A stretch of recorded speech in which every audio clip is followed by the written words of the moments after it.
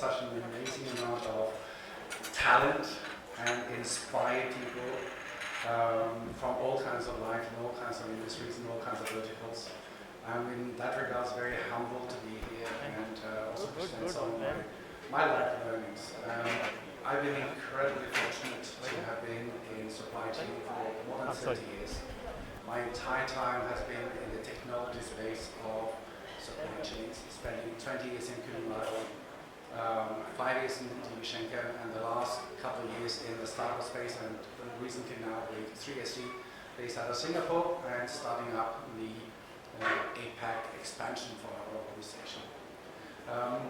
Before I go into what we do as 3SE, I'd like to also explain a little bit of my background. So I've been incredibly fortunate to be working with more than 2,000 companies in my careers across all verticals in every single market around the world.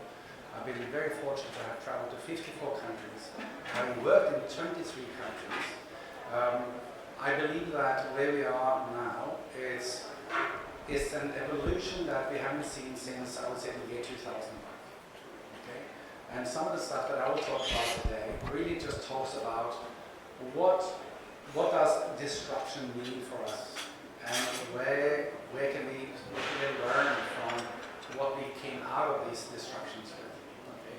So, quick introduction about 3SE.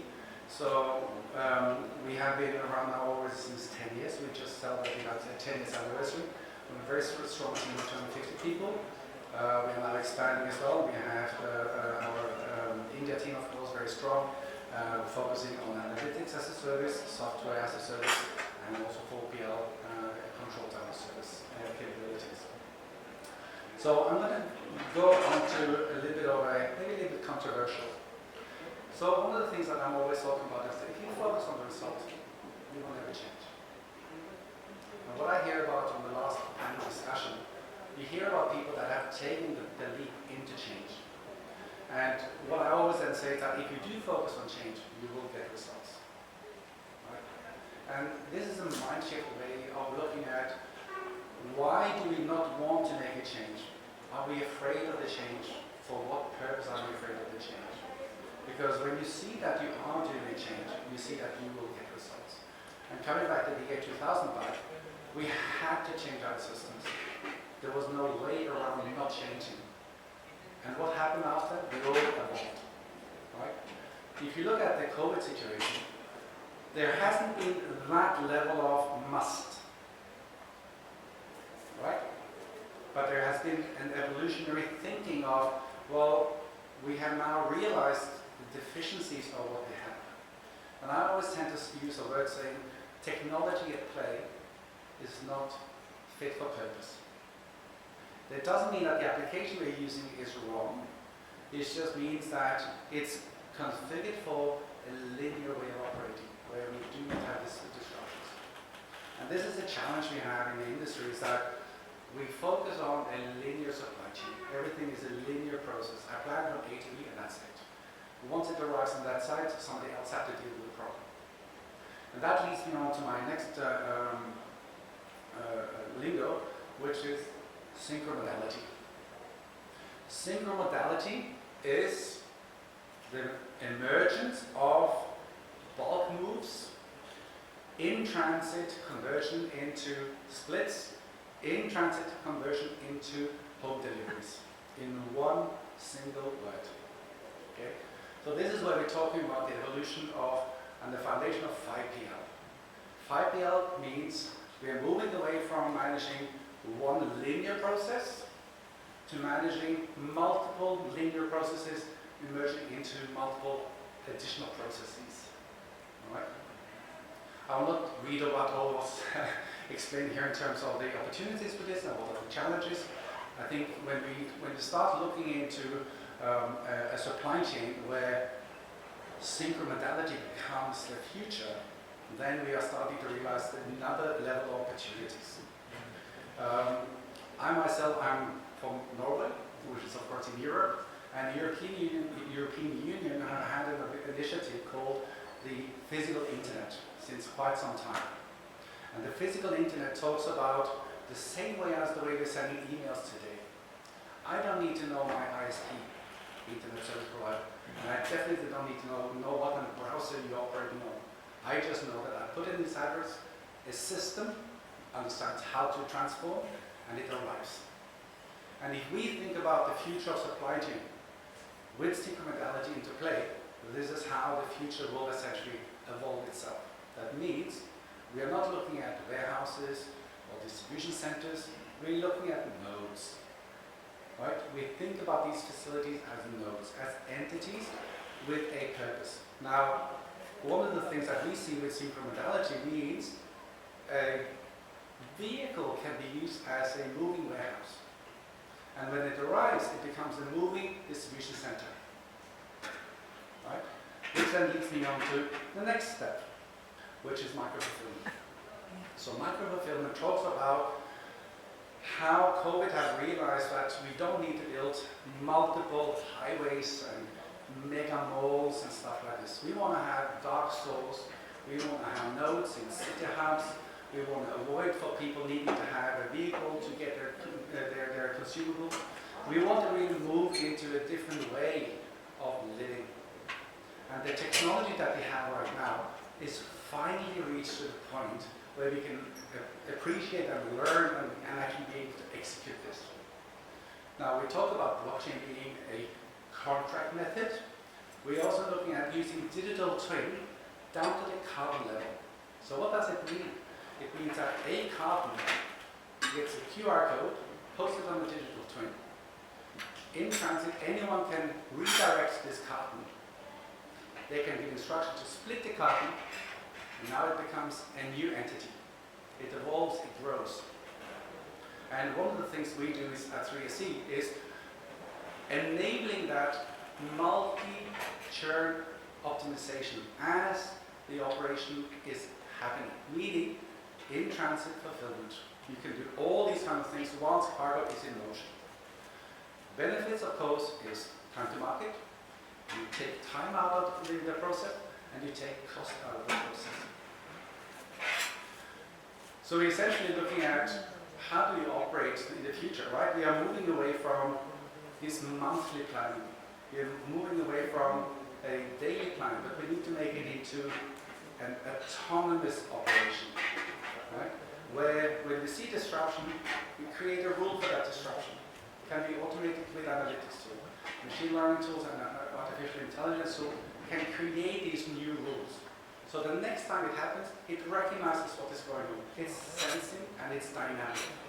Right? So what if we then look at that and say, well, how can we now use that technology in a live environment without necessarily having to think too much and spend time on thinking, because we just don't have the time. We have thousands of SKUs with thousands of different opportunities of how we could do things. But if we only look at this in a traditional old way of operating, we do not necessarily realize that, well, we had this situation a year ago. The sun was out, it was beautiful, everything worked in that way. The market sold that way, ice cream was out, and everything was changing. But now we know that the weather forecast is going to rain. Well, we know that people are going to do different things. They're going to operate things differently. So if the rules are set to sense all these things in real time, now we're looking at a very different way on how to operate. So what are the barriers? So of course we have functional barriers, but typically it's a mindset problem. Yeah, we have human barriers. The technology is there now. It can do all of these things. This is not artificial and it's like something we dream we can do in maybe 10 to 20 years. It's already now available. So the technology barriers have been there, but we have now finally come to a point where we are moving away and we can move forward to another thing, which is what I refer to as digital first. Yeah. A company today is data first, product second. If you don't have the data, how do you know what you want to do with the product? Because if you can imagine you produce, let's say, bottles. Cool, I have bottles. Now who's going to buy the bottle? Well, I don't know. Go in the corner and you see if somebody will pick it up. But what if you have the data knowing that on that point there's traffic, on that area there's a factory, they need. So you can look at this in a very, very different way. So being data first and digital first is really what we need to move towards. So with AI-enabled supply chain platforms, we are moving into a near autonomous, and the system of cognition helps planning systems to optimize and run these things in a very, very different way and in a much faster way. And that's all for me. Thank you very much.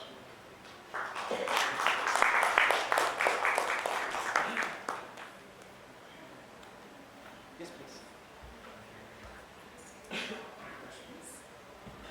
Ladies and gentlemen, with the wealth of knowledge he has, if there are any questions, of course, we're preluding towards a break, a networking break as well post this. But if you do have any live questions, we can take that up because we do have a couple of minutes left on the presentation. Any hands coming up? Yes. The gentleman out there, could we please pass on the mic?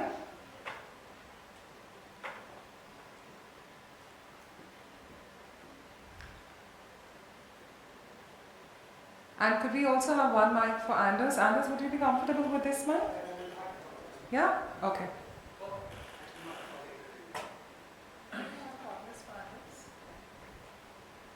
Yeah, sure. Please go ahead. Yeah, hi.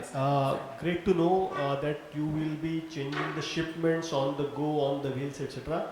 I don't know about the world, but let's say India having those done with the invoice on go or e-way bill on go. I don't know if you've done it or how do you manage those things, because with the statutory requirements in India is completely different. So maybe you would like to know about that. Yeah, so I was very fortunate. Almost 20 years ago, I was a speaker at the United Nations on trade facilitation. So that is something which I'm well aware of around the world. This is always an issue. The way you do that is that the individual invoice per leg sits in the system and travels through the system. Okay? But when you then reach the last point of call, you might have 5 factories coming together for that last mile. And a new invoice has been cut. And you print that invoice at that point when you construct that new shipment. So the technology is supporting us and understands that problem. It's not an Indian problem, it's anyway. Sure. Any other questions? If yes, would you like to? Okay, I thought I saw a hand. I think with that, we conclude with the presentation. Let's give him a huge round of applause. Thank you so much, Anders.